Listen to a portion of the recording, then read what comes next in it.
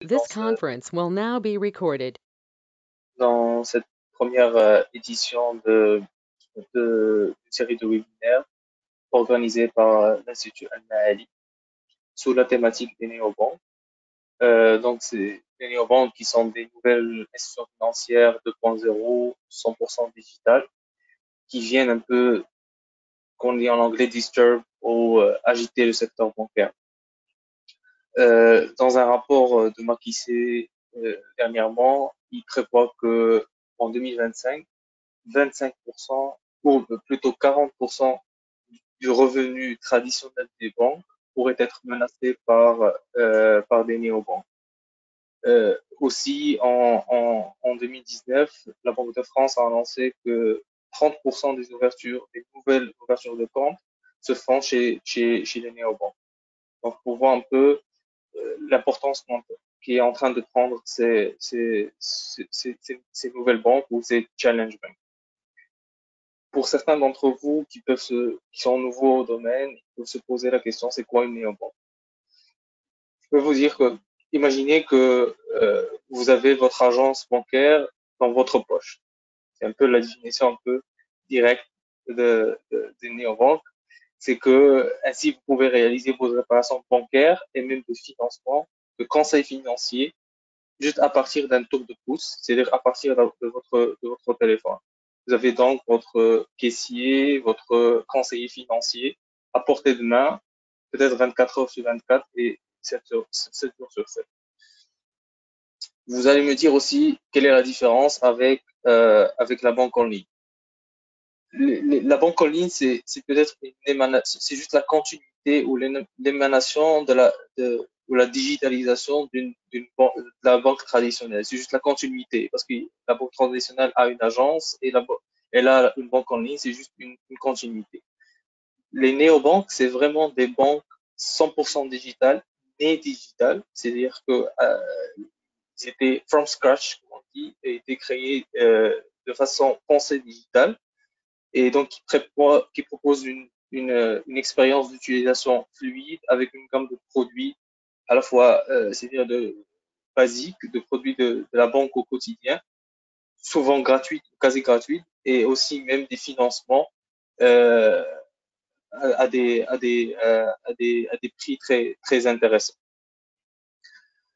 Donc, les néobanques sont après, d'un point de vue réglementaire, ça dépend des pays. Il y a des banques qui n'ont pas des agréments de banque, qui commencent avec des agréments d'institutions financières, de société des paiements. Mais le fait euh, ce qu'on appelle le concept du open banking, ils peuvent s'imbriquer avec d'autres fintech ou d'autres néobanques pour constituer un écosystème qui va constituer la néobanque. Euh, donc c'est ça ce qu'il faut retenir de la néobanque. C'est vraiment une banque 100% digitale qui propose une certaine fluidité de la transaction bancaire. Elle vient aussi dans un domaine où on a de la technophilie, si on peut dire, donc des gens de plus en plus à l'aise avec les nouvelles technologies, donc qui ont besoin aussi de systèmes financiers ou bancaires qui accompagnent cela. Donc, ces néobanques aussi, ils ont poussé et même accéléré la transition digitale des banques traditionnelles. Donc, c'est pour ça qu'on voit de plus en plus de banques traditionnelles aussi qui partent vers ce domaine c'est-à-dire qui partent vers le domaine de la banque en ligne.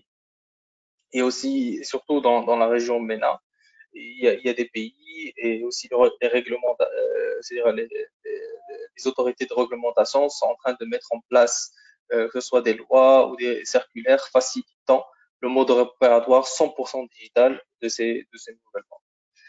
Donc, on va discuter plus en détail de cela, donc avec nos intervenants, Dr Wael Aminou et Dr Ahmed Tahiri Jodi, qui sont respectivement président directeur général et président chef des opérations d'Al-Ma'ali Group. Donc, tous les deux experts du domaine bancaire à la fois conventionnel et participatif, ainsi que dans le domaine du digital et des technologies de l'information. Dr Wael et Dr Ahmed travaillent actuellement sur des projets d'établissement de néobanques au niveau de la région internationale et notamment la région MENA. Nous allons ainsi détailler avec mes chers collègues Dr Wael et Dr Ahmed quel est le contexte dans lequel les néobanques sont apparues, quel est aussi leur business model, donc d'un point de vue plus analytique, quelle est l'interaction avec les banques traditionnelles et enfin, quels sont les challenges qu'ils doivent relever. Donc, à la suite de ce débat avec mes intervenants, on va passer la parole à l'audience pour poser ces questions. Vous pouvez toujours, c'est-à-dire tout au long de la présentation, poser vos questions à travers le chat, donc tout au long de la question, mais les réponses, on va les garder Inch'Allah, vers la fin de la présentation. Donc maintenant, je commence avec Dr Wael. Donc on va commencer par rapport un peu à l'environnement. Quels sont les éléments en fait, donc juste un peu pour savoir quels sont les éléments qui ont donné naissance à ces néobanques. Donc si vous pouvez nous donner un peu le contexte autour duquel ces néobanques sont apparues. Et merci beaucoup Saad. Bismillah ar-Rahman ar-Rahim. Ramadan Mubarak à tout le monde. Effectivement, pour comprendre les néobanques, il est très important de pouvoir mettre ça dans son contexte, de pouvoir contextualiser l'évolution et l'arrivée des néobanques. C'est pour ça que l'analyse environnementale est très importante. Le point le plus important, à mon avis, par rapport à l'émergence des néobanques, c'est que ça se fait dans un contexte on est dans ce qu'on appelle la 4e révolution industrielle. C'est quoi la 4e révolution industrielle? Bon, on est dans une phase où le digital, le physique et le biologique se rapprochent. On est passé par plusieurs phases. Au niveau de l'industrialisation, on était dans la mécanisation, et ça, c'était dans la fin du XVIIIe siècle. Après, au début du XXe siècle, on a commencé à la partie production de masse et électrification. À la moitié du XXe siècle aussi, on a commencé à parler d'automatisation. C'est à cette date-là où sont apparus les microprocesseurs, l'informatique, etc. Et à la fin du XXe siècle, donc il y avait Internet. Et à ce moment-là, on a commencé à commencer à parler de la 4e révolution industrielle. Donc concrètement, c'est quoi? C'est que on fusionne les sphères biologiques, physiques et numériques. Par exemple, quand on parle par exemple d'Internet des objets, on a un objet qui est connecté à Internet, chose qui n'était pas dans le passé. Donc nous avons des technologies aujourd'hui qui permettent cette émergence. Nous avons, comme j'ai dit, l'Internet des objets, où tout objet a une connexion Internet et peut dialoguer avec d'autres objets qui se trouvent bien sûr dans des endroits différents. Un objet peut être un fridge, ça peut être une télé, ça peut être une voiture. Nous avons le mobile aussi qui a favorisé, on va en parler tout à l'heure du mobile, parce que c'est l'instrument de prédilection pour les néobanques. Donc le mobile aujourd'hui est quelque chose de révolutionnaire. Juste pour donner une comparaison, la capacité de processing d'un téléphone portable aujourd'hui, c'est l'équivalent de la capacité de traitement d'un superordinateur dans les années 90. Donc aujourd'hui, le mobile, en termes de capacité, est quelque chose de formidable, de magnifique. Nous avons l'informatique au nuage qui est aussi parmi les tendances importantes d'un point de vue technologique. L'informatique au nuage, c'est 2 points. Premièrement, je n'ai pas besoin en tant qu'entreprise d'avoir une infrastructure chez moi. Ça, c'est un premier point. Et le deuxième point, j'ai la capacité de pouvoir sous-traiter, mais non seulement ça, mais pouvoir payer en fonction de l'utilisation. C'est un point qui est très important. Et aujourd'hui, nous voyons qu'il y a beaucoup de néobanques qui n'ont pas d'infrastructure à 100% informatique. Une partie de l'infrastructure est prise dans le marché, entre parenthèses, de l'informatique bancaire. Troisième point, donc la partie intelligence artificielle, très important également, c'est qu'aujourd'hui, on est capable, avec les outils d'informatique, mais aussi les outils statistiques et d'intelligence, de pouvoir simuler l'intelligence humaine. Tous ces éléments-là favorisent l'émergence des néobanques. Deuxième point aussi qui est très fondamental pour comprendre dans quel contexte s'inscrivent les néobanques, c'est le comportement des clients. Aujourd'hui, les clients sont plus open, plus ouverts à pouvoir interagir avec des banques d'une manière digitale. Ce qui favorise un peu l'émergence de ce type de business model. On parle surtout des jeunes, des millennials qui ont plus cette disposition à pouvoir interagir et c'est un facteur qui favorise l'émergence des néobanques.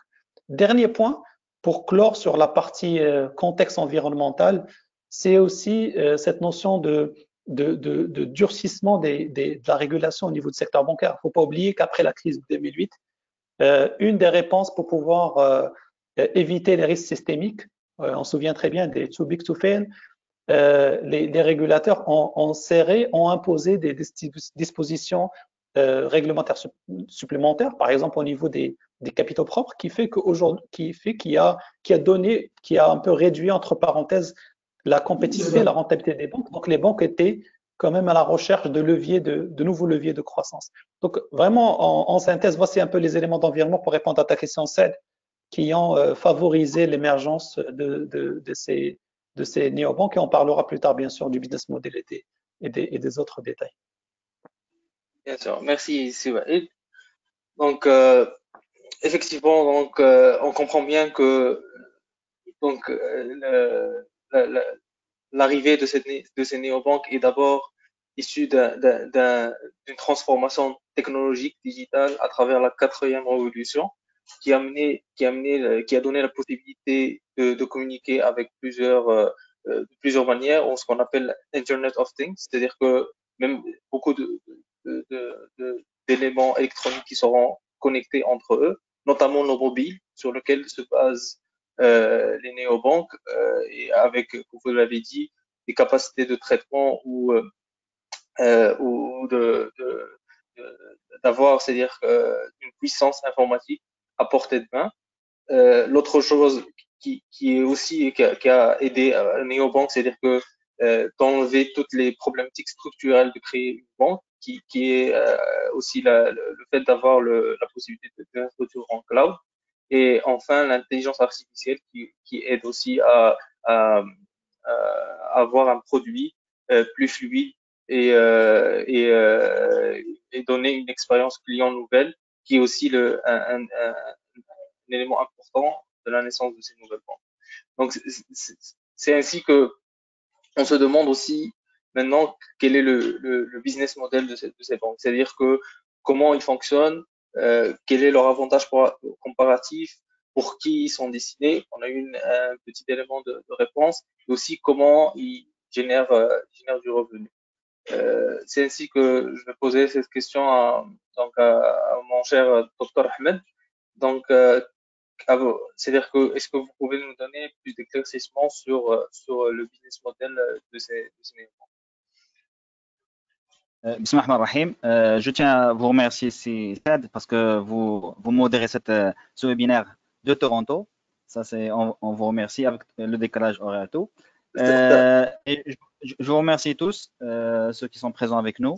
Et pour la problématique pour les néobanques, aujourd'hui, le business model des néobanques, il s'articule autour de 4 axes majeurs. Le premier axe, c'est la fluidité et la simplicité. C'est-à-dire aujourd'hui, quand on est en néobanque, la technologie est importante, mais ce qui est plus important, c'est l'expérience client. Et donc, il faut mettre en place des interactions avec le client qui sont simples et fluides. C'est-à-dire que les applications mobiles doivent être très intuitives, très simples. On doit prévoir tous les process, l'arborescence des cas de figure. Tous ces cas de figure doivent être bien recensés et cadrés pour rendre l'expérience client, je dirais, agréable, simple et fluide. Ça, c'est un premier axe sur lequel une banque travaille. Deuxième axe, c'est la rapidité. Vous savez, quand on parle de rapidité, il y a une étude qui a été menée par Deloitte sur un ensemble de néobanques à l'échelle internationale. Ils ont conclu que si au niveau de l'onboarding process, c'est-à-dire le process d'embarquement et d'ouverture de compte à distance, si ce process dure plus de 14 minutes, on a 40% des gens qui ont entamé ce process vont partir avant le dénouement de ce process. Et donc, on va perdre automatiquement 40% de nos clients potentiels si on n'est pas rapide. Et donc, la rapidité est un élément très important. Aujourd'hui, on a une panoplie de technologies qui sont disponibles. Et donc, sur certains contextes dans lesquels on a travaillé, on peut, c'est-à-dire au lieu de 14 minutes dans un processus d'embarquement, on peut le réduire à 5 ou 6 minutes dans les cas simples. Dans les cas qui sont plus compliqués, on fait en sorte à ce que ça ne dépasse jamais les 10 minutes. Et donc, la rapidité est un élément très, très important. C'est un avantage compétitif qui est très important.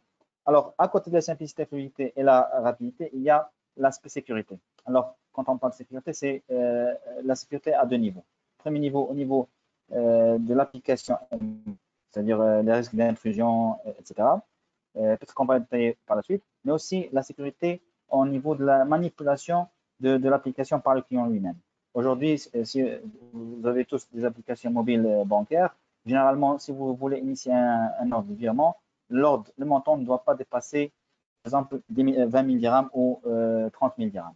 Et donc, dans ce cas-là, dans les néobanques, on n'a pas celui de fixer un plafond. C'est-à-dire quoi? C'est-à-dire que vous devez réaliser toutes vos opérations via votre mobile. Et donc, il faut verrouiller cet aspect de sécurité. Aujourd'hui, il y a pas mal de technologies qui permettent de verrouiller davantage cet aspect. Il y a tout ce qui est reconnaissance faciale, reconnaissance vocale. Il y a tout ce qui est l'OCR, ce qu'on appelle Optical Character Recognition. Tout ça, en plus de la possibilité d'interagir avec des bases de données nationales qui permettent de s'assurer que celui qui a émis l'opération est celui qui est réellement titulaire du compte.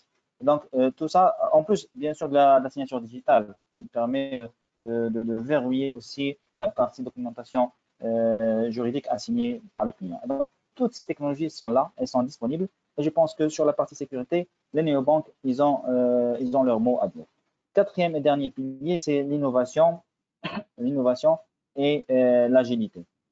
Quand on parle d'innovation et d'agilité, il faut être dans le néobanque, on est là pour remplacer un modèle traditionnel qui est très bien établi. Et donc, le seul vrai avantage concurrentiel qu'on peut avoir, c'est l'innovation et l'agilité. Et donc, il y a une ouverture sur l'open banking, c'est-à-dire que quand vous êtes client d'une néobanque, votre application mobile peut vous connecter à d'autres applications.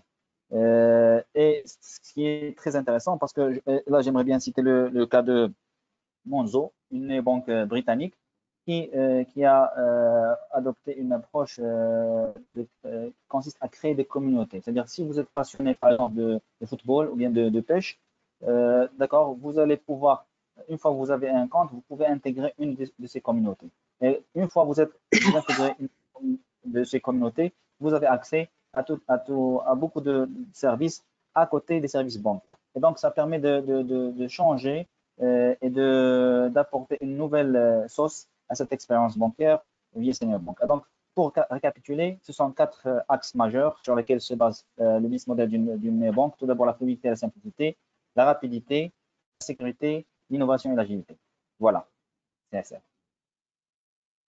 Merci, Dr. Ahmed.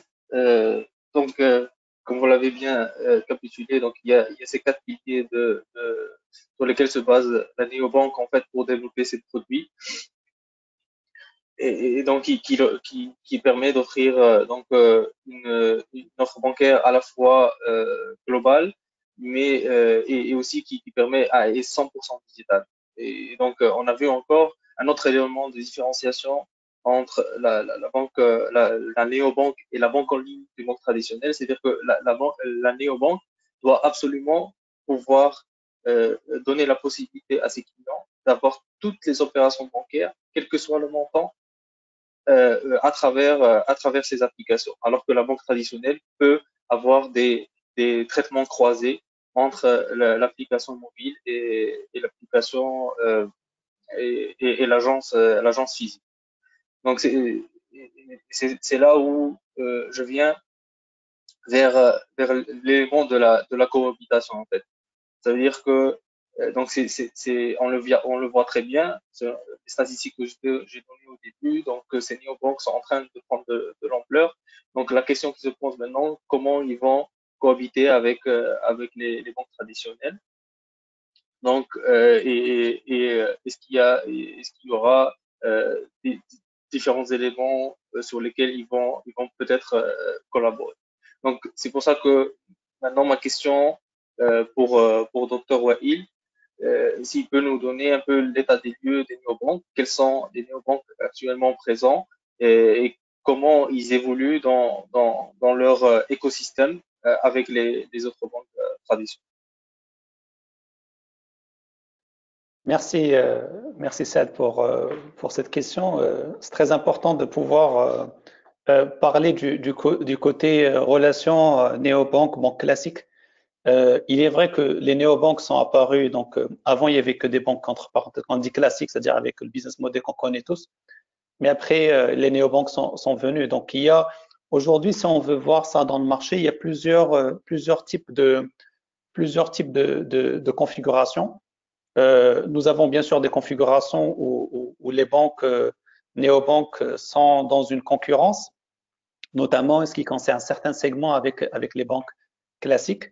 Mais de plus en plus, nous avons également des instances, plusieurs cas d'ailleurs, où il y a cette notion de collaboration et de coopération entre les néobanques et les banques classiques.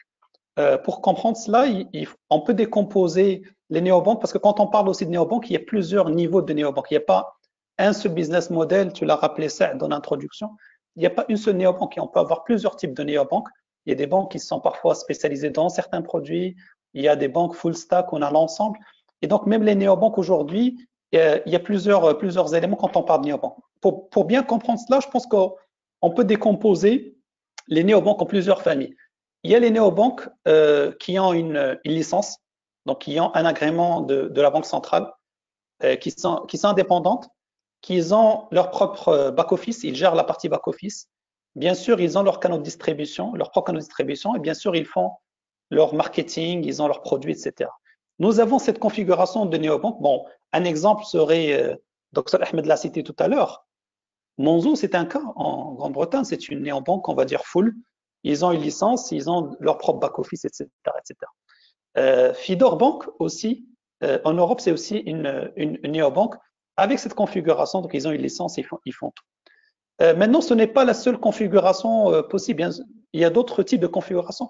Nous avons des néobanques qui sont parfois l'émanation de banques classiques. Par exemple, si on prend le cas de Incha, qui a été créé par Al Baraka, c'est une néobanque, mais c'est une néobanque qui est filiale d'une banque classique, suivant l'ancien business model.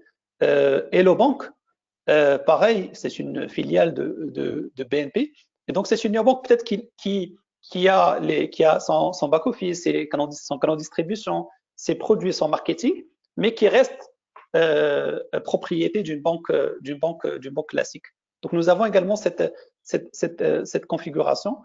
Nous avons d'autres configurations où vous avez des néobanques qui appartiennent à des banques classiques, mais qui n'ont même pas de back-office, c'est-à-dire que le back-office est traité au niveau de la banque mère, entre parenthèses. Et donc, bien sûr, ils n'ont pas de licence bancaire, donc ils opèrent avec la licence de la banque mère. Comme j'ai dit, ils n'ont pas de back-office, mais ils ont un canal de distribution, ils ont des produits. Typiquement, un exemple pareil, c'est Simple avec BBVA. Donc, c'est un exemple d'une néobanque qui n'a pas de back-office, qui c'est pas géré par la néobanque, mais ils ont leur propre canal de distribution. Et nous avons le cas extrême. C'est quoi le cas extrême? C'est que comme on a dit, c'est une banque qui n'a pas de licence, qui n'a pas de back-office.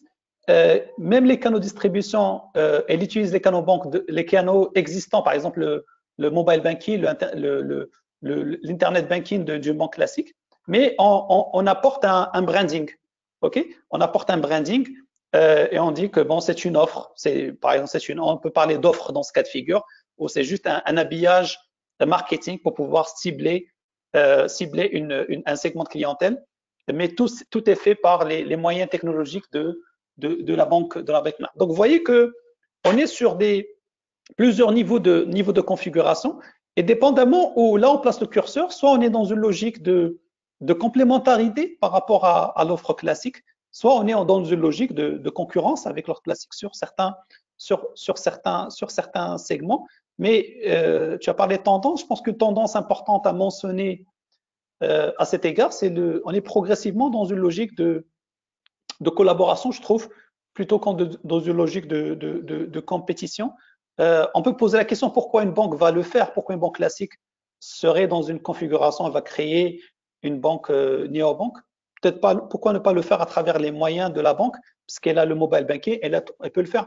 Là, c'est une question aussi d'environnement, c'est une question aussi de culture, c'est une question de process. Et donc, parfois, il y a des banques qui souhaitent tester des business models en dehors de leur cadre classique. Il y a aussi cela. Donc, pour conclure sur mon point en disant que tantôt, nous avons des éléments de concurrence et ça se fait dans plusieurs marchés. Parfois, nous avons des éléments de collaboration. Dernier point très important sur le volet technologique. Et là, je prends le cas, par exemple, de Incha. Les néobanques, parfois, n'ont pas leur propre, quand on dit, ils n'utilisent pas leur propre système.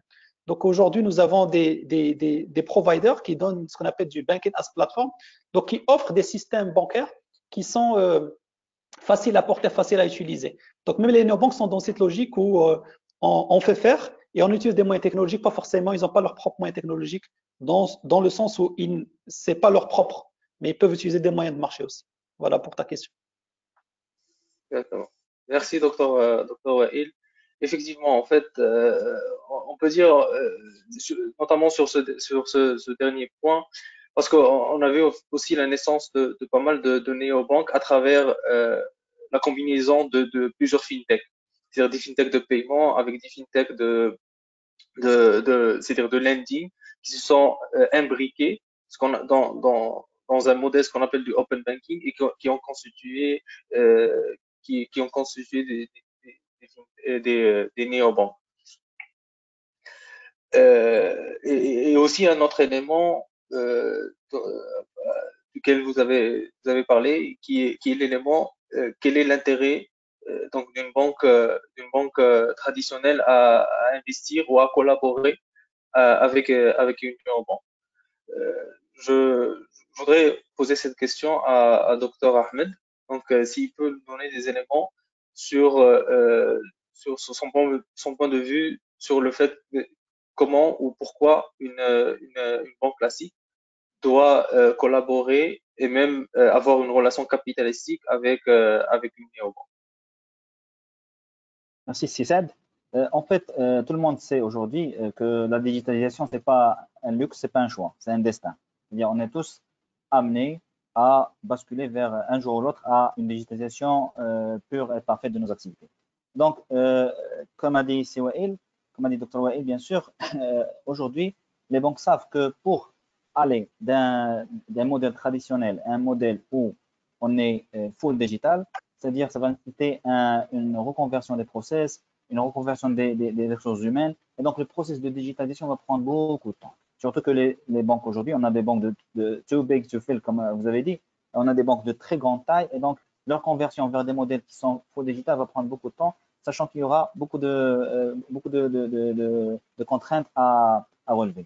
Et donc, je dirais le chemin le plus court, c'est de créer une banque à part entière, une nouvelle fintech qui serait liée à la banque mère pour pouvoir accélérer le processus d'implémentation. Ça, c'est pour cela qu'on essaie d'isoler. Parce qu'avant tout, une banque digitale, une banque, ce n'est pas uniquement une technologie comme je vous ai dit, c'est aussi un mindset, un état d'esprit qu'il faut implémenter. Autre chose, c'est qu'aujourd'hui, pourquoi on va se lancer?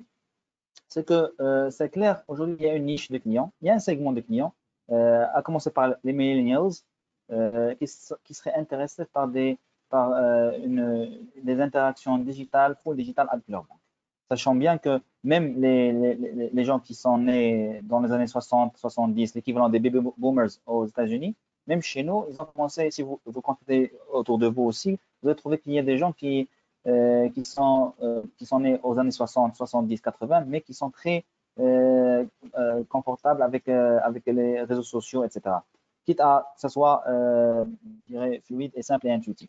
Et donc, aujourd'hui, ces banques-là se sont lancées dans les néobanques pour capter cette clientèle, pour la servir. Ça, c'est le premier élément. Deuxième élément, c'est que c'est un laboratoire qui permet de tester de nouvelles technologies, de tester de nouvelles approches avant d'imbriquer dans la banque traditionnelle proprement établi.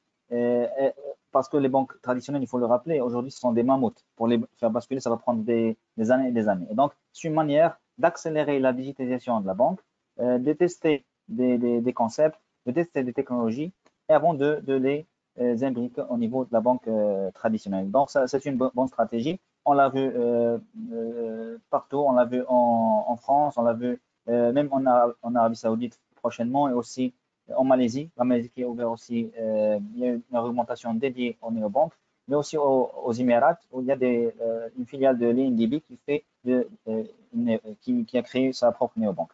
Cependant, ce qu'il faut rappeler, sur ce point, je vais clôturer, c'est que aujourd'hui, même si on est une néobanque, il y a une partie de notre activité qui peut et qui est sous-traitée à la banque traditionnelle. Quand on parle de recouvrement, il est toujours sous-traité à la banque traditionnelle. Rien n'empêche à ce que d'autres fonctions puissent être mutualisées entre les deux banques. Voilà. Merci. Très bien. Donc, Ahmed, merci pour ces éclaircissements. Donc, on comprend bien que donc de vos propos que la néobanque vient pour accélérer la digitalisation du secteur bancaire en sa globalité. Et donc, la banque traditionnelle a intérêt à intervenir dans des banques, des néobanques pour accélérer cela, pour faire des expériences, comme vous avez dit, à laboratoire, et aussi attirer une clientèle qui est technophile. D'ailleurs, on a vu l'importance du digital avec la situation actuelle où le fait que d'avoir les entreprises qui ont eu une digitalisation avancée ont pu naviguer plus sereinement cette situation pandémique et de confinement. Donc, on a vu quel est l'environnement de ces banques, comment ils se sont établis, quel est leur business model et comment ils cohabitent ou comment ils interviennent dans leur écosystème dans le secteur bancaire.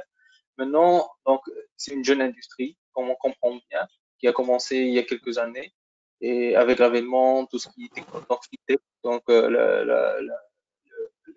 le mix entre technologie et finance. Et donc forcément, donc comme toute jeune modèle, donc il a forcément des défis à relever. Donc, on va d'abord parler avec vous, Dr. Wael, du défi technologique que peuvent avoir ces néobanques. Donc, quels sont, à votre avis, les défis d'un point de vue ou les challenges d'un point de vue technologique que peuvent rencontrer ces nouvelles banques ou ces néobanques? Effectivement, on l'avait dit en préambule.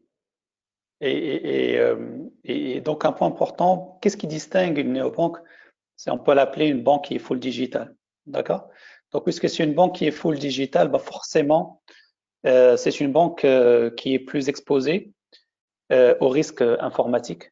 Ça, c'est évident. Et elle est d'autant plus exposée, c'est que c'est une banque aussi qui est plus ouverte. Dr. Ahmed tout à l'heure a mentionné la partie open banking. La tendance open banking est plus forte chez les néobanques. Open banking, c'est quoi? C'est qu'on est ouvert à plugger notre système d'information à d'autres fintech, à d'autres innovations. Donc, quand vous faites ça, forcément, vous êtes beaucoup plus exposé au risque informatique. Alors, bien sûr, les risques informatiques, il y en a plusieurs. Le plus important, à mes yeux, il y en a trois, en fait, ou deux. Premièrement, il y a une problématique de fiabilité de performance. C'est très important, c'est-à-dire que quand je suis sur une néobanque, je suis sur un canal digital full, mais bon, si les temps des réponses sont très importants, si il y a des problématiques au niveau des télécoms et de la connexion, bah là c'est un risque parce que le client peut décrocher. Et donc, ça tout à l'heure rappeler que par exemple sur un process d'onboarding, que l'onboarding doit se faire rapidement. Donc si c'est lent, ben les clients, bon, ça va pas dans l'intérêt de la néobanque. Donc le premier risque que nous avons, c'est le problème de fiabilité et de performance, de fait de ne pas être capable de donner une performance comme ce qui est souhaité par les clients. Aujourd'hui, les clients sont très exigeants par rapport à la partie performance. Il y a un sous-volet par rapport à ça, c'est celui de la connexion Internet, parce que quand vous faites de la néobanque dans des pays où l'infrastructure Internet n'est pas stable, n'est pas optimum, ça c'est un problème. Donc la banque doit gérer ces cas parce que contrairement à la banque classique, il n'y a pas de canaux de repli. Quand mon onboarding ne marche pas, je ne peux pas partir dans une agence parce qu'il n'y en a pas. Donc ça c'est un point qui est très important. Deuxième point important, c'est bien sûr c'est par rapport à la partie cybersécurité. Ça on connaît tous, c'est que c'est important pour la crédibilité parce que si mes données personnelles ne sont pas protégées, si quelqu'un peut rentrer sur mon compte, s'il y a des problématiques de fraude, soit interne, soit externe, soit des problématiques d'intrusion, ce sont des choses qui peuvent mettre en péril l'image, qui peuvent mettre en péril la crédibilité de la néobanque. Ça, c'est fondamental. Et donc, ce sont des risques auxquels les néobanques sont exposées. Bien sûr, il y a des stratégies de gestion de ce type de risque. Dieu merci. Donc, aujourd'hui, il y a des dispositifs qui permettent de sécuriser et de donner un niveau de fiabilité de l'infrastructure et de réduire au minimum, vraiment au minimum, toute la partie cybersécurité. Bien sûr, on est tous conscients de ça, c'est qu'il n'y a pas de risque zéro. Avec tout l'effort qu'on peut faire, avec toute la bonne volonté, il risque des risques. Il y a des risques résiduels qui restent, mais ça, c'est le propre de la gestion des risques. C'est un challenge, ce n'est pas facile, sachant que les choses côté risque et cyber-attaque et cyber-risque évoluent rapidement. Donc, quand bien même vous mettez en place une infrastructure qui est solide, vous formez vos équipes, vous n'êtes pas à l'abri des changements parce que les choses évoluent rapidement, mais ça fait partie tu as parlé de challenge, ça fait partie des défis auxquels sont confrontées les banques néobanques, au même titre que les banques classiques d'ailleurs, mais avec un degré un peu plus. Voilà. Merci, Dr. Wael. Donc, on a compris de votre intervention que l'aspect sécuritaire est très important. Donc, au niveau des néobanques, surtout qui sont à 100% digital. Donc, à la fois la sécurité informatique, c'est-à-dire que les risques d'intrusion, tout ce qui est sécurité contre les risques d'intrusion, mais aussi une sécurité vis-à-vis de la performance de leur système d'information, parce que c'est là où tout se passe, si on peut dire. Il y a aussi un autre défi qui est majeur, notamment dans des pays développés, qui est l'accès à la technologie et aussi au smartphone. Parce que pour avoir une néobanque, il faut avoir un smartphone. Donc aussi, donc c'est quelque chose qui est très important dans ce domaine. D'ailleurs, je pense que en Turquie, et Dr. Ahmed pourrait me corriger sur cela, parce que j'avais une discussion avec lui sur ce point-là. Il m'a dit que une institution financière, je ne me rappelle plus, c'est une Turquie ou une Malaisie, qui donnait des smartphones quand elle donnait, c'est une institution de microfinance, je pense, qui donnait des smartphones à ses clients pour qu'ils payent leur crédit à travers ce smartphone. C'est quelque chose qui est peut-être être pensé aussi au niveau de ce domaine-là, des néobanques, notamment dans la région MENA.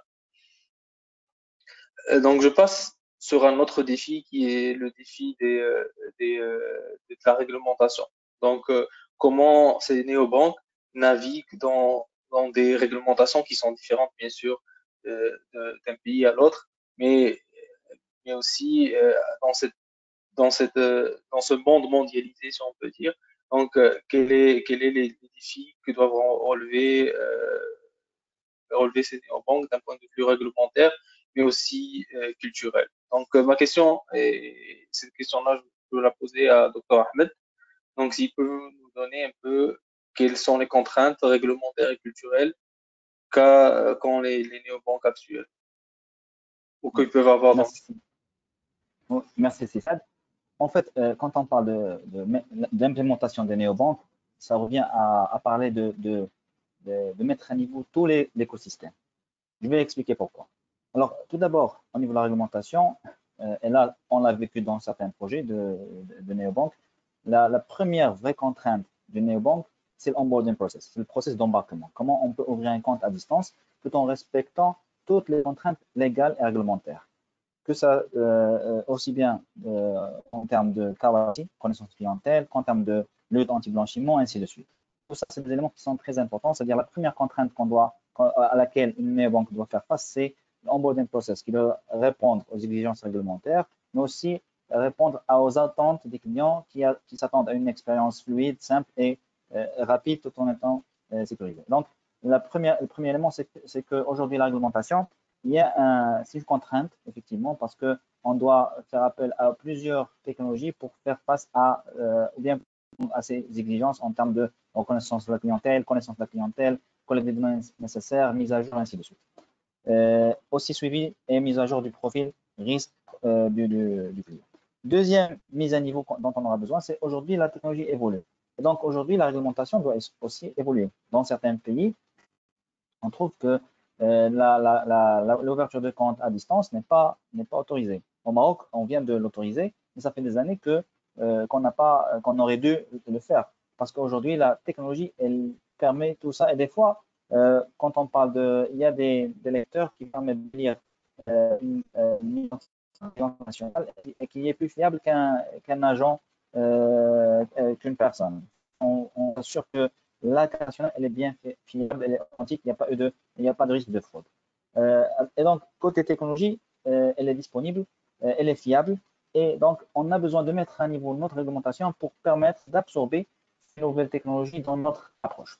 Troisième mise à niveau qui est nécessaire, si les interactions avec les établissements publics.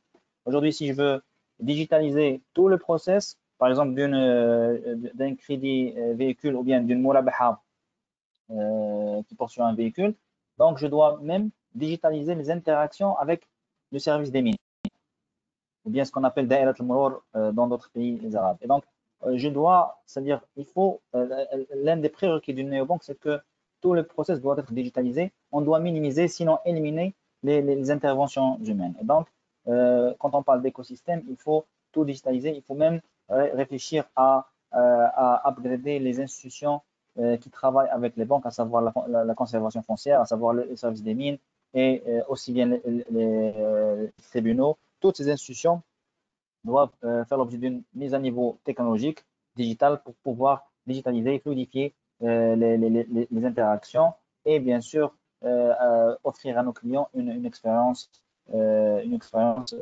client qui répondrait à leurs attentes. Ça d'un point de vue réglementaire. D'un point de vue culturel, l'un des défis majeurs des néobanques, c'est la culture cash. La culture cash, est-ce qu'on est un pays où on aime trop le cash, comme c'est le cas au Maroc? Et donc, si on est plus focalisé sur le cash, et donc il faut mettre en place, je dirais, des dispositifs pour collecter le cash, soit en utilisant des GAB d'autres banques, soit en utilisant nos propres. Il faut mettre en place des GAB pour pouvoir collecter les dépôts, le cash. Mais bon, ça c'est pas vraiment le business model optimal d'une banque, mais quand même, il faut s'adapter aux différents contextes. Pour les chèques, bon, il y a des applications qui permettent de scanner le chèque et d'assurer la remise à l'encaissement du chèque. C'est des applications qui sont déjà là, qui sont fiables, valables et valides. Alors, la notion cash, elle est très importante. Deuxième contrainte culturelle qui serait très intéressante, c'est ce qu'on appelle technological literacy. C'est ce qu'on peut traduire comme analphabétisme technologique, si on veut.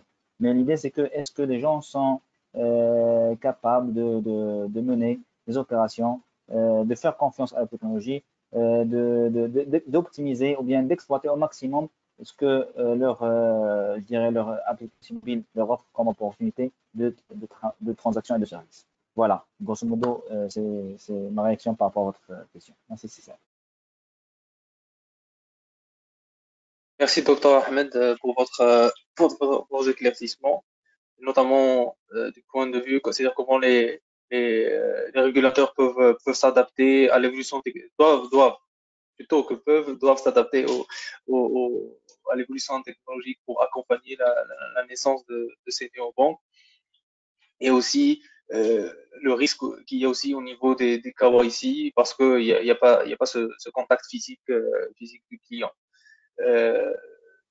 Donc là, on a vu, donc on approche un peu de la fin de notre webinaire. Et donc, juste pour récapituler, donc on a vu que les néobanques, donc sont nés dans un environnement favorable du point de vue technologique. Ils ont un business model qui répond à des exigences de fluidité, de rapidité et et aussi une nouvelle façon de faire la banque. On a vu aussi quels sont les défis, que ce soit technologique ou réglementaire, que peuvent rencontrer ces gens. Il reste une dernière question que je poser à Dr. Wael, surtout par rapport au dernier point qu'a soulevé Dr. Ahmed, qui est au niveau, par exemple, du défi culturel, qui est la culture du cash ou la, la culture technologique. Donc, c'est quelque chose qui est, je dirais pas qu'il n'est pas existant dans les pays développés, mais qui est plus prééminente dans les pays en développement ou dans la région MENA. Donc, ma question pour vous, Dr. Wael, donc y a-t-il besoin ou y a-t-il une place pour une néobanque au Maroc? Merci, merci Saad pour la question. C'est une question très pertinente. Je vais répondre dans l'absolu au fait par rapport à est-ce que nous avons vraiment besoin de néobanques dans notre pays ou dans les pays qui nous ressemblent au fait. Je pense que ce qu'on a vu dans ce webinaire, dans les échanges, c'est que la néobanque apporte quand même un business model qui est intéressant. Il est intéressant à plusieurs égards. Premièrement, si on voit un peu quand on parle de discipline de valeur ou bien de stratégie concurrentielle, nous avons trois types de stratégies au fait. Nous avons soit des stratégies de supériorité produit, donc on invente des produits qui sont différents, soit des stratégies qui sont basées sur le fait d'avoir de l'excellence opérationnelle, c'est-à-dire que faire la même chose mais d'une manière beaucoup plus efficiente. Et nous avons des stratégies qui sont basées sur la connaissance client. Donc j'ai les mêmes produits, les mêmes process, mais mon avantage c'est que j'ai une connaissance client qui est plus intéressante. On voit que les néobanques combinent ces trois. Nous avons une connaissance client qui est plus fine, parce qu'avec l'intelligence artificielle, avec le mobile, on sait vraiment ce que fait le client, donc on peut l'analyser et on peut proposer des produits qui sont sur mesure. Ça c'est important.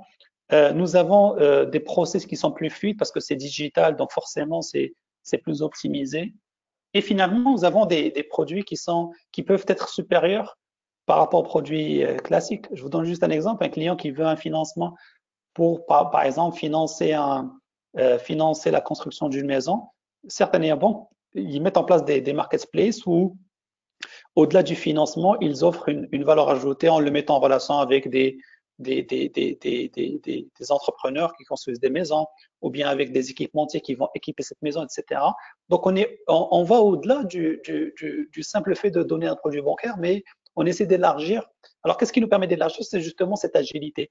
Et donc, les néobanques, le business model qu'a expliqué Dr Ahmed tout à l'heure, est un business model qui est innovant. Et donc, ne serait-ce que pour ça, je pense que le fait de pouvoir introduire ce genre de business model, ça stimule le marché, ça stimule la concurrence.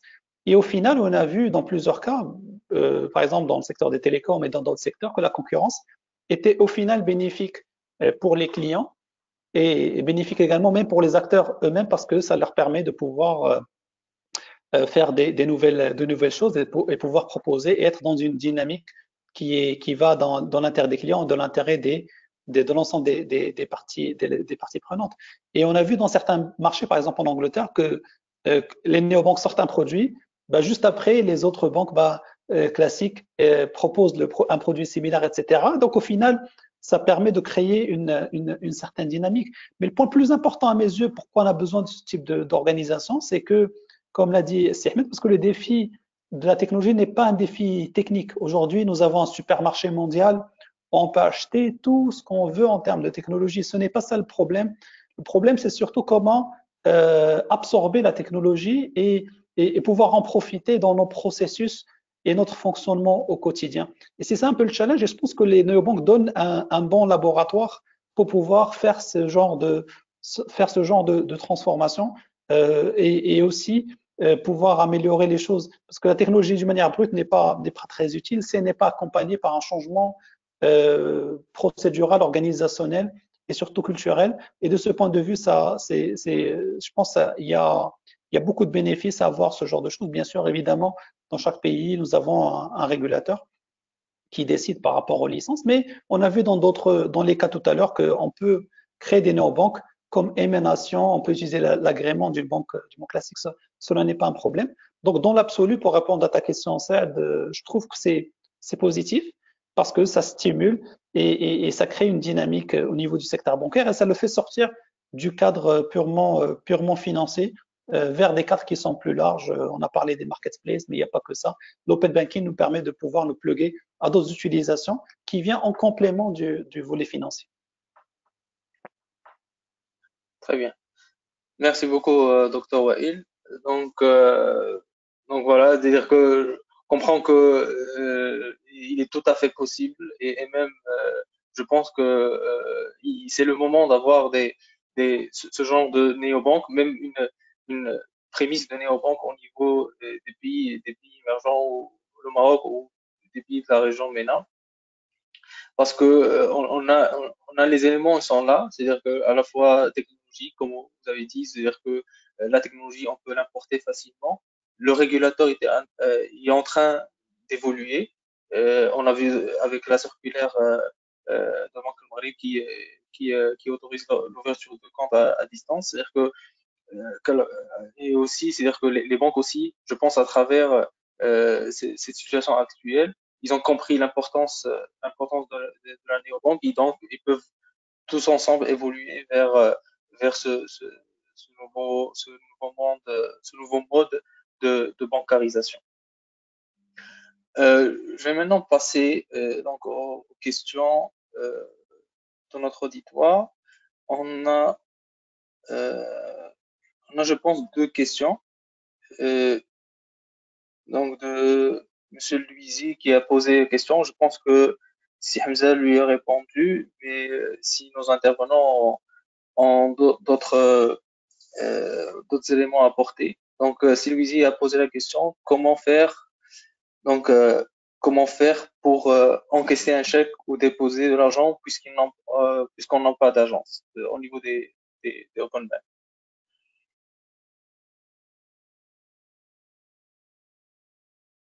Je ne sais pas si Dr Ahmed ou Dr Waïd peut intervenir. Alors oui, effectivement, il y a des applications, mais bon, il y a des applications qui doivent être. Je pense qu'il devrait y avoir une adaptation au niveau de la chambre de compensation du GSIM.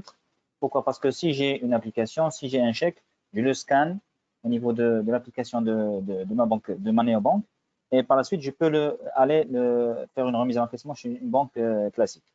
Et donc, l'idée, c'est quoi? C'est que au niveau de la chambre de compensation, il faut annuler une des opérations.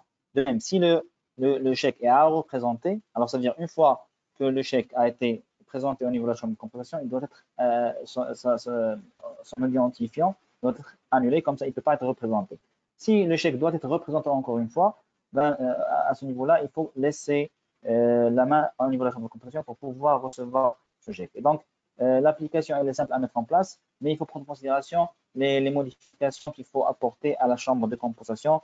Au Maroc, on parle de GSIM, donc il faut que ces éléments technologiques soient pris en considération parce qu'aujourd'hui, ce qui se passe, c'est que quand je remets mon chèque à l'encaissement chez une banque classique, ben, je ne l'ai plus. C'est-à-dire que je n'ai pas la possibilité de le réutiliser ou bien de le déposer chez une autre banque. Dans ce cas-là, non, je le garde. Et si je le garde, il y a un risque qu'il soit réutilisé s'il n'est pas, c'est-à-dire que je peux le remettre à l'encaissement chez une autre banque. Et donc, il faut qu'il y ait des garde-fous partout pour délimiter ou bien limiter les abus les abus. Voilà. Si tu permets, Saad, juste un complément par rapport à ça. En fait, dans certains néobanques qui sont surtout partenaires ou filiales de banques classiques, si je prends le cas par exemple d'Elobank, on peut utiliser le réseau de la banque, enfin le réseau d'agence pour pouvoir déposer les chèques. Donc il y a certaines banques justement qui profitent de cette affiliation avec des banques classiques pour pouvoir, par exemple, les chèques à l'encaissement, on peut les déposer en agence. Donc là, c'est la réponse pour certaines banques mais ça suppose qu'ils sont déjà filiales ou bien qui sont filiales des banques classiques. Cela dit, par rapport au chèque, je pense que le chèque à terme, bon, là, ça revient en point sur la culture du chèque aussi, parce que le chèque n'est pas quelque chose de très courant dans tous les pays. Mais ce qui est sûr, c'est qu'à terme, le chèque, c'est quelque chose qui sera amené à un moment à disparaître. Mais pour l'instant, il y a certains néobanques qui font ça aussi, de pouvoir reposer sur le réseau des banques auxquelles elles sont affiliées. D'accord. Il y a un autre élément aussi par rapport au cash, où certaines néobanques se basent aussi sur le réseau euh, de détaillants, c'est-à-dire que d'épiciers, de bureaux de tabac, ils peuvent aussi, à travers du mobile banking, peuvent avoir c'est-à-dire déposer du cash et avoir leur cash débité, crédité dans leur compte. Tout à fait, Donc, c'est vrai. je passe à une autre question, donc, qui est de CIO, qui est par rapport aux défis juridiques que constituent qu'a les néobanques au Maroc par rapport à l'article 151 de la loi bancaire et l'article 488 du Code de commerce. Donc, ces articles, en fait, c'est le 151 de la loi bancaire. Donc, il dit que donc l'ouverture de compte à vue, c'est-à-dire l'ouverture de compte doit être de faire doit faire objet d'une convention écrite. Et l'article 448, c'est l'article qui dit dans le code de commerce, qui dit que on doit vérifier l'identité du client pour l'ouverture de compte. Je pense que donc je sais pas, je pense que Ahmed, vous avez donné des éléments de réponse par rapport à ça. Donc, Oui, oui, rapidement pour récapituler, c'est ça, rapidement pour récapituler, aujourd'hui, il y a une circulaire qui vient de voir le jour, qui autorise les ouvertures de compte à distance. Donc, ça d'un côté. De l'autre côté, aujourd'hui, il y a la signature digitale qui est reconnue. On a un seul acteur qui certifie des signatures digitales, qui est Beled Al Maghreb. Mais en tout cas, aujourd'hui, je peux être reconnu, c'est-à-dire il y a un ensemble de techniques, de technologies qui peuvent être utilisées pour s'assurer de l'identité du client, comme la reconnaissance faciale, comme j'ai dit, il y a la reconnaissance même vocale, il y a même la reconnaissance, c'est-à-dire on s'assure de l'authenticité de votre pièce d'identité. Ensuite, on fait un comparatif entre l'image qui est intégrée au niveau de la carte nationale ou bien au niveau de la puce de la carte nationale et votre image, et un selfie que vous prenez. Ensuite, on peut même, dans certains pays, au Maroc, on ne l'a pas, mais dans certains pays, il y a des bases de données nationales qui sont ouvertes aux néobanques. C'est-à-dire, quand vous saisissez votre numéro d'identité, l'application va consulter la base nationale, elle récupère toutes les données nécessaires pour l'ouverture de compte. Le client il va juste s'assurer que il va donner l'autorisation via un OTP, via un SMS pour s'assurer qu'il donne l'autorisation à cette base de données d'uploader, bien de donner accès à l'application pour avoir ces données. Ensuite, il vérifie ces données pour les valider. Ensuite, il a la reconnaissance faciale avec le passeport ou bien la CIN pour s'assurer que c'est vous.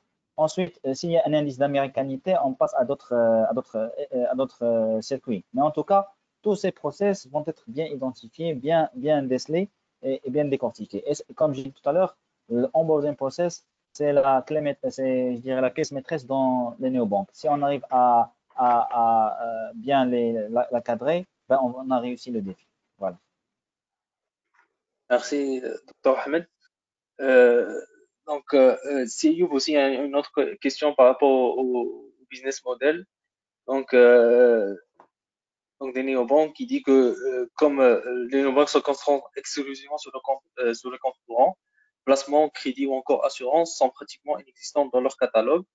Ce qui est, ouais, je laisse Dr. Ahmed répondre à cette question. Donc, comment, c'est-à-dire pour lui, comment ils ont est-ce que vous pensez que les commissions sur compte courant sont suffisantes c'est-à-dire pour leur revenu?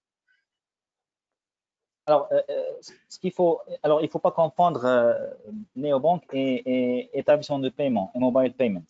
Les mobile payments, effectivement, ils travaillent sur la partie compte courant ou bien compte mobile payment. Par contre, les néobanques, la plupart des néobanques, si vous les consultez, vous allez trouver qu'ils donnent des cartes de crédit. Généralement, c'est des cartes de crédit. Ils offrent des cartes de crédit. Il y a d'autres qui offrent je dirais, tous les financements possibles et nécessaires pour un client qui opterait pour une néobanque. Donc, on ne se limite pas uniquement aux commissions générées par la partie service et partie compte court. Voilà. Merci, Dr. Ahmed. Donc, la prochaine question de Sinejim. Est-ce que l'arsenal législatif et juridique actuel au Maroc permet l'installation d'une néobanque totalement autonome? Encore pour vous, je pense, Dr. Ahmed, et s'il va intervenir.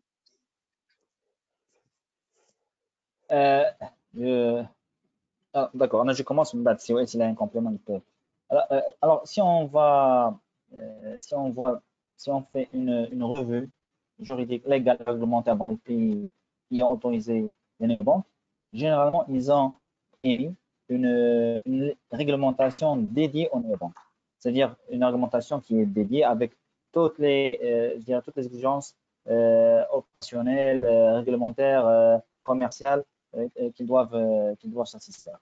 Donc, moi, je pense que au Maroc, la meilleure chose, c'est d'avoir une réglementation dédiée aux néobanques avant d'entamer cette aventure. Aujourd'hui, ce qui est autorisé, c'est uniquement, bon, peut-être autorisé il y a quelques jours ou bien 1 ou 2 semaines, c'est l'ouverture de compte à distance. Et donc, si je suis autorisé à faire de l'ouverture de compte à distance, une néobanque ne peut exister que si elle a la possibilité de faire ou bien de gérer la signature digitale. C'est-à-dire, vous pouvez signer votre contrat de financement ou bien de prêt à distance via le dispositif de signature digitale. Si on n'a pas ça, donc on aura une difficulté à mettre en place une néobanque et on va nous retrouver avec une néobanque qui ne fait que de la gestion de comptes courants et de services basiques. Voilà. Donc je pense qu'il faut aujourd'hui, ce qu'on a comme texte réglementaire n'est pas suffisant. Donc je pense qu'il faut l'enrichir davantage. Il y a l'expérience malaisienne qui vient de sortir une circulaire dédiée aux néobanques. En Arabie Saoudite, la même chose. Partout dans le monde, il y a cette réglementation qui sont dédiées. Alors au Maroc, ce que je propose, c'est d'adopter ce qu'on appelle les sandboxes. Les sandboxes, c'est une ouverture réglementaire qui permet aux banques de tester leur modèle tout en étant sous la supervision du régulateur avant de sortir une réglementation qui devrait être adaptée au contexte marocain et bien sûr aux meilleures pratiques des néobanques. Et je cède la parole s'il a un complément. Non, je suis d'accord par rapport à ce que tu as dit, Ahmed. Aujourd'hui, nous n'avons pas le contexte, on ne peut qu'applaudir les derniers changements. Je pense que ça va dans le bon sens. Mais on a besoin de plus pour avoir une néobanque. Donc, c'est-à-dire que le gap aujourd'hui n'est pas encore, il y a toujours un gap. Parce qu'une néobanque aujourd'hui, et là, on revient à la question sur les produits. Une néobanque, pour qu'elle soit rentable, elle doit offrir tous les produits qu'offre une banque classique, à la différence près que cette banque distribue d'une manière digitalisée. Quand on parle de produits, c'est des produits sur les comptes courants, les comptes d'épargne, le financement, l'assurance et la prévoyance. On peut avoir de la bourse, du placement. Donc, tout ce qui est proposé en termes de produits financiers par une banque classique devrait être fait par une banque, par une néobanque de la même manière. Et donc, il faudrait que l'environnement réglementaire puisse accompagner. Donc, on a parlé tout à l'heure des changements récents, soit au niveau de l'ouverture du compte à distance, quelque chose qui est intéressant et qui va favoriser l'émergence de ce type d'acteurs, mais on a besoin aussi de pouvoir faire d'autres avancées, notamment au niveau de la signature électronique, donc une multiplication des offres, des réductions des prix, de la possibilité d'interagir avec des parties prenantes d'une manière dématérialisée. On a parlé tout à l'heure du service des mines, mais pas que, conservation foncière, etc. Donc, il y a un écosystème qu'il faut bâtir et tout l'écosystème doit être dans un mood ou là dans un mindset digital pour que ça puisse fonctionner. Autrement, on sera obligé de rebasculer vers un mode papier, mais ce n'est pas l'objectif justement. L'objectif, c'est de pouvoir faire tout en digital, avoir plusieurs produits, comme ça le business model a un sens. Donc on est dans un bon trend, mais on a besoin de continuer sur la lancée actuelle. Covid, avec tous les problèmes qu'il nous a générés, a eu cet aspect positif de nous montrer à quel point le fait d'avoir des choses digitales est important et à quel point est important d'avoir de développer ce type de business model, mais je suis sûr et certain que les choses, dans le futur, les choses vont s'accélérer avec cette expérience aujourd'hui.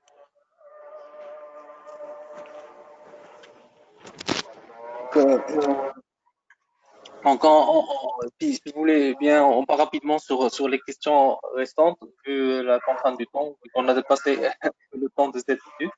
Donc, les questions suivantes sont, c'est Dachima qui a posé la question, quelle est la place des néobanques dans la finance participative ou islamique, donc, soit au Maroc ou je pense à travers la région. Si Ahmed ou si Wael, donc si vous pouvez avoir quelques points sur cette question. Je pense que les argumentaires qu'on avait évoqués s'appliquent de la même manière pour la banque conventionnelle, la banque participative. Je pense que même les banques participatives sont interpellées sur ces sujets, d'autant plus que ces banques sont des banques qui sont nouvelles et donc plus agiles. Mais l'argumentaire sur la néobanque s'applique de la même manière. D'ailleurs, l'exemple qu'on a cité tout à l'heure, Incha en Allemagne, est une banque néobanque participative ou islamique. Donc c'est un exemple, mais il y en a pas. C'est vrai qu'il n'y en a pas beaucoup, mais aujourd'hui les néobanques, je pense que c'est un sujet qui a un sens pour les deux types de banques. Et il y a une autre néobanque qui est en train d'être créée au UK, au Grande-Bretagne, qui s'appelle Rizq, donc qui est en train d'être créée. Ils n'ont pas encore lancé, mais ils sont en version bêta, mais ils sont en train de lancer leur produit. La question suivante est de Sylvie Demi. Jazakallah khair. Merci beaucoup Sylvie pour vos compliments. Donc, par rapport donc à votre question, c'est par rapport au FATCA et au KYC et comment les banques, donc les néobanques peuvent gérer donc ces problématiques de KYC et de FATCA. Je pense si Ahmed a donné quelques éléments de réponse. Je ne sais pas si vous pouvez rajouter sur ce point-là. Je pense, voilà, je pense aujourd'hui, il y a pour la partie KYC et FATCA, comme je l'ai mentionné, c'est qu'aujourd'hui, il y a pas mal de technologies, pas mal d'interactions avec les bases de données nationales. Et donc, on arrive facilement à KYCiser la personne qui est devant nous. Il y a d'autres manières de faire. C'est que si on part à Singapour, ils ont conçu une plateforme nationale de KYC. C'est-à-dire, à chaque fois qu'un client se présente dans une banque, il est KYCisé et le résultat de cet exercice, il est mutualisé avec toutes les autres banques. Et donc, ce qui se passe, c'est que ça permet de réduire le coût de suivi des clients et de KYC. Donc, l'idée de mutualiser les plateformes KYC serait une très, très bonne idée. Et ça permettrait aussi à l'État, au gouvernement, de mieux superviser les flux financiers au sein du pays. Donc, grosso modo, tout ça, c'est-à-dire ça a été testé, mis en place, implémenté. Nous-mêmes, on a contribué à la construction d'un ensemble d'onboarding process. On sait très bien qu'aujourd'hui, tout est disponible pour réussir, c'est-à-dire l'exercice, c'est-à-dire tout est là pour pouvoir répondre à ces exigences réglementaires en toute fluidité et simplicité. Voilà. Merci, Dr. Ahmed. Donc, j'arrive à la dernière question. Et aussi Ayoub. Avant cela, merci Siani pour vos compliments. Pour la question de Ayoub, elle est par rapport donc à la clientèle cible. Donc, il dit que pensez-vous que le marché du B2B ou du B2C est une grande opportunité de marché pour les néobanques, comme par exemple cibler les entrepreneurs individuels, les entrepreneurs ou les freelancers.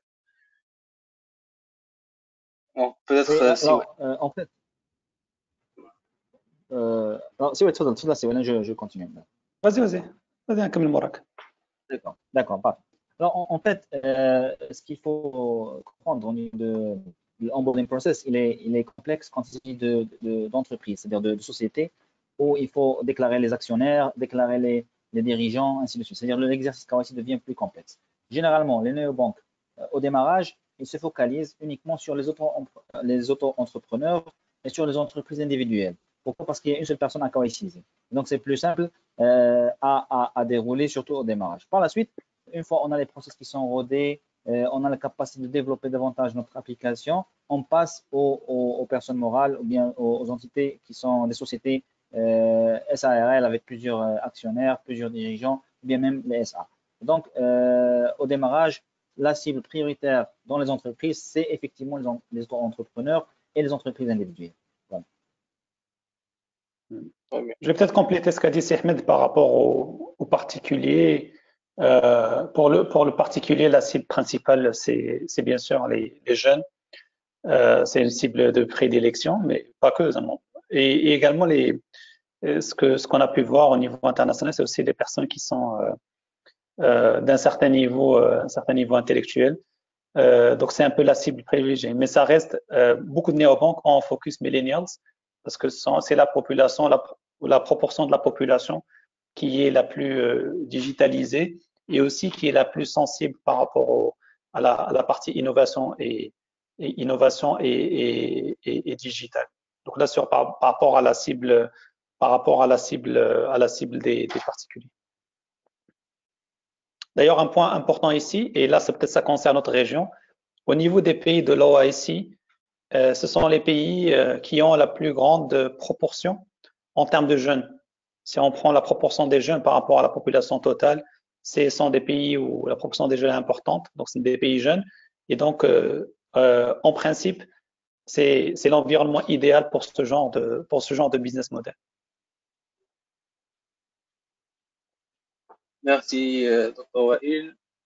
Donc, je pense qu'on arrive à la fin de ce webinaire. Merci pour les intervenants, pour vos messages de remerciement. On vous remercie aussi d'avoir assisté avec nous à cette nouvelle méthode de faire, de faire des conférences avec le confinement. C'est peut-être, je pense que voilà, c'est-à-dire que moi je suis ici au Canada, à Toronto. Je pense que Wael et Ahmed sont dans deux villes différentes. Notre auditoire aussi, je pense qu'il est dans différents pays. Donc, mais on s'est tous regroupés pour discuter de ce sujet-là, qui vraiment, je pense, représente le futur du secteur bancaire. Et je pense que aussi cette situation actuelle a accéléré tout ce qui est digital et a montré l'importance du digital dans les business models. Donc, je vous remercie toutes et tous et je vous dis à bientôt pour un autre webinaire, Inch'Allah. Merci beaucoup. Merci à tout le monde. Merci. Salam alaikum. Merci. Bye. Merci.